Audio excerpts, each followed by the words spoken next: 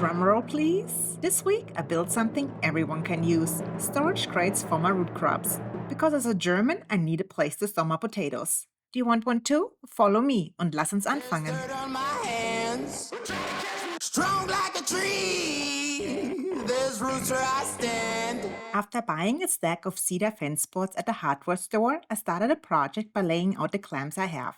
I need to glue up 2 of the boards to get a wider board so I can cut out the side pieces of the crates. Initially, I wanted to just glue up 2 long boards, but then I decided different. Since I have to cut the length of the boards later anyways to fit my CNC machine, why not cut them in half now?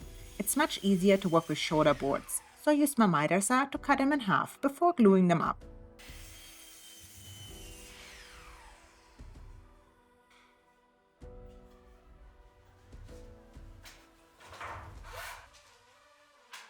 For the glue up, I'm using Type 3 glue. Is there actually a different kind of glue brand? What brand do you use? I just use it because it's reasonably priced, available at most places, and I've never had an issue with it. Cedar boards are super light and flimsy, and it's kinda difficult to work with them. Getting the clamp pressure just right is difficult too, since the boards just want to pop up, but using a little bit of weight on top will do the trick. While the glue was drying, I had a few minutes to build a quick new French cleat attachment to fill a hole at the French cleat board and to add my newest tools to the workshop. Something I've been wanting to replace and add new ones to for a while now. If you know my workshop, you know what tool used to be in that empty spot. Exactly, my SUIZAN Japanese pole saw. I've had it for many years now and honestly I've not been treating it very well, so it's time to replace it with a new one.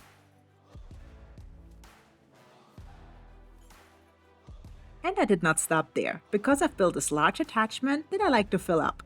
Can a girl ever have enough pull saws?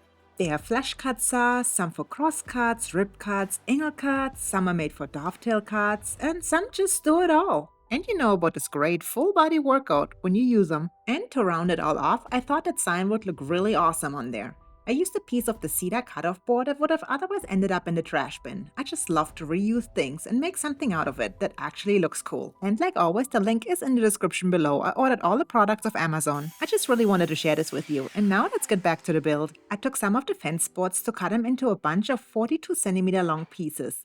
Those pieces will become the slats that hold the side pieces together to make up the crate. I need 15 of those slats for each crate, and each piece will be about 3 centimeters wide.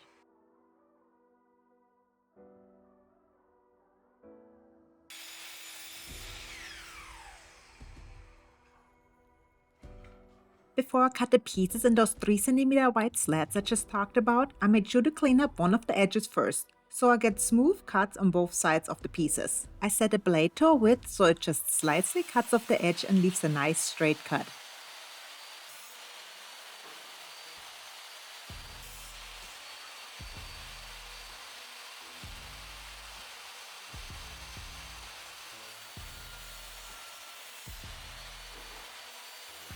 And that's the stack of boards that needs to be ripped into pieces now.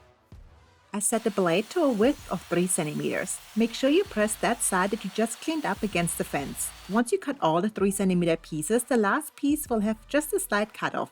That will clean up the edge as well. The glue was dried enough for me to work on the side pieces now. I use a CNC here because I have one, and it's just very nice to have some help in the workshop and have the machine cut the piece for me. However, you don't need one. A jigsaw will do just fine. Or hey, you can even cut it with a Japanese pole saw if you like. The ways to cut it are endless. Using a CNC, you will guarantee that every piece will come out the same.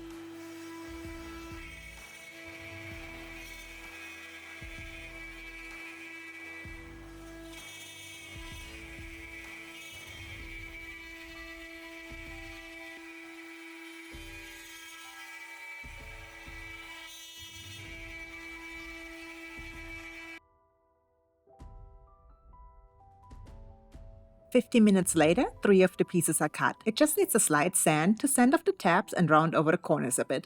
Other than that, the pieces are perfect. I ran the machine the same way to cut the rest of the pieces to build 4 of the crates. All the pieces are cut now and it's time to start the assembly. These pieces are 42 centimeters long and 3 centimeters wide, and then I have the side pieces with a hole for the handle so I can carry the cranes around if needed.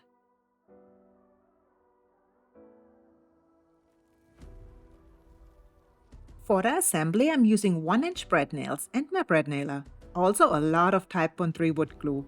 After all, those nails will mainly just hold the piece in place and not offer much strength as in holding it together once weight is added to the crate. The wood glue will do all the heavy lifting, so make sure you cover all the pieces that need some glue. And of course, some of the nails did not want to go in straight and did a bit of a curve and came out on the side. I cut those off and filled the gap that it created with wood filler to hide the mistake. Also, I used wood filler to fill in all the little holes that the nails left to end up with a uniform, even look in the end. One crate is finished, only 3 more to go. You can really go as high as you like once you stack up the crates. However, if you do add a lot of weight, I would not go that high because I built them pretty narrow and you don't want them to risk falling over. To keep the crates in place and secure them to the other box below, I added those wood pieces that not only give the box legs but also make sure it stacks up correctly. I left a slight gap as I glued on those leg pieces like you see here, just in case there's any wood movement. And here you can see the back side, it lines up perfectly every time. For the finish, it's important that it soaks into the wood and is wood safe. After all, I will store my vegetables and root crops in them. Therefore, I'm using my MeikeMade liquid hydration wood oil and then add a layer of Mousse Margousse wood butter. It also protects the wood from light stains. I apply the finish while placing the crate into a plastic bin. It's much simpler that way because it catches any extra and you can just funnel it back into the bottle after you finished. While the finish is drying, I wanted to show you my latest boards I worked on. This idea is from a previous video if you remember, and I made a few more because I really liked them so much. They are drying right now and I will soon add them to my Etsy store if you're interested. They are great as charcuterie boards or just nice as a tropical display. Bring summery beach vibes into any residence. And we are fertig! The crates will be stored in my pantry because it's dark and cool in there. I also added some of my homegrown potatoes already. Now I can add my onions and garlic to another shelf. My sweet potatoes are almost done as well, and they will fill up the rest of the space. You can already tell I might just have to build a second tower. Please like, comment and subscribe. If you can, please join my Patreon. This helps me create more YouTube videos. The link to it is in the description below. A brief update on my quail and chicken hatching experiment. So it does look like the chicken eggs were actually not fertilized and unfortunately none of the eggs developed. The quail egg on the other hand I had found in my backyard after a school of quail walkthrough. I moved the egg before Willie, my automatic lawnmower, got to it and destroyed it. So I added it in the incubator as well because that was going at that time. It did develop, but looking further into it, is it even a quail egg? I assumed it is one because it was left behind after the quail were in my backyard. But it might just be a bird egg. Not really sure how it got into my backyard. There's no nest or similar around it. I still don't know what it is for sure, but I want to give it a chance at life if I can. If it's a quail, I can raise it. And if it is a bird, I already looked up the number of a wildlife rescue. See you next Friday. Tschüss und auf Wiedersehen.